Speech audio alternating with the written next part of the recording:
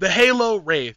Despite being a very elegant design, it is absolutely dog shit, even by World War II standards, and we're here to prove it. Introducing two challengers that should, in theory, be easily defeated by the Wraith. However, upon closer inspection, these two would absolutely smash the Wraith into pieces.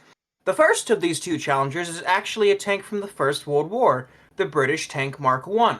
Despite the time period, it has better range, accuracy, and firepower, equipped with multiple machine guns on all four sides, and then two naval cannons on the sponsons. This tank could theoretically rip the Wraith to ribbons, especially if it fires first.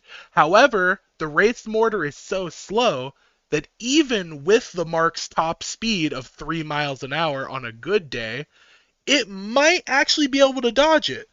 Not only that, but it has several seconds of travel time. It takes to reach about 300 meters, which is the max mortar's range.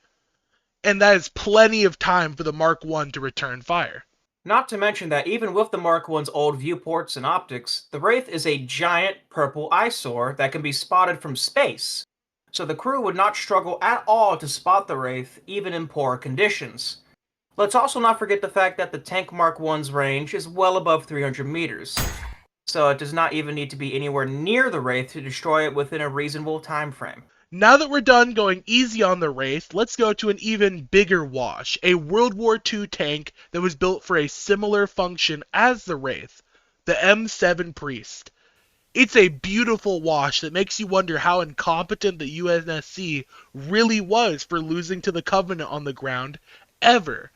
This tank right here is basically an armored mortar platform similar to the Wraith, but with some notable additions.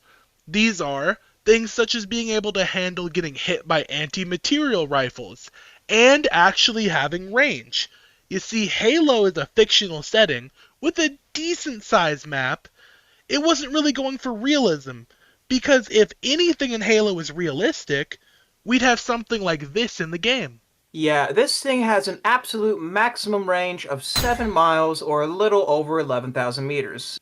That is, of course, if the coordinates are radioed in, because there is no way the M7 is actually seeing its target. However, it is more than capable of shooting directly in front of itself as well. Now, in short, just to put the nail into the coffin of how terrible the Wraith is, if we're going the max range versus this priest, the priest would win 70 to 1. It just depends on how fast the M7 can load the shells.